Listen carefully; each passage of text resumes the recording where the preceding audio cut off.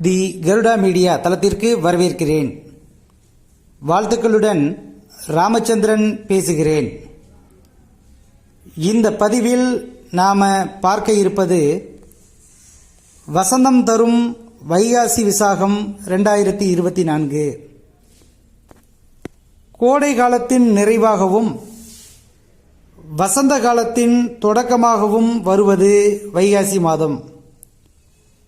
இந்த வைகாசி மாதத்தில் பௌர்ணமியும் விசாக நட்சத்திரமும் கூடி வரும் நாளே முருகப்பெருமான் அவதரித்த திருநாள். இந்த ஆண்டு 22/5/2024 புதன்கிழமை அன்று வைகாசி விசாகம் வருகின்றது. இந்த நாளில் காலையில் எழுந்து குளித்துவிட்டு விரதத்தை துவங்கிவிட வேண்டும்.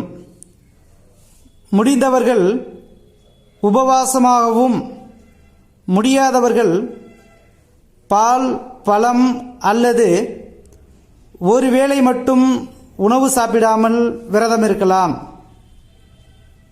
முடிந்தவர்கள் இருவேளையும் கோயிலுக்கு சென்று வரலாம்.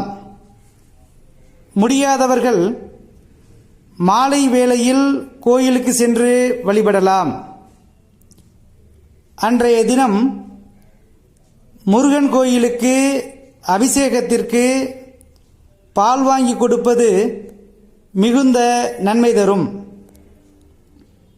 முருகப்பெருமானுக்கு நெய்வேத்தியமாக சர்க்கரை பொங்கல், பருப்பு பாயாசம், சர்க்கரை கலந்த பால் படைத்து வழிபடலாம். அன்றைய தினம் நீர், மோர், பானகம் போன்றவற்றை தானமாக வழங்கலாம்.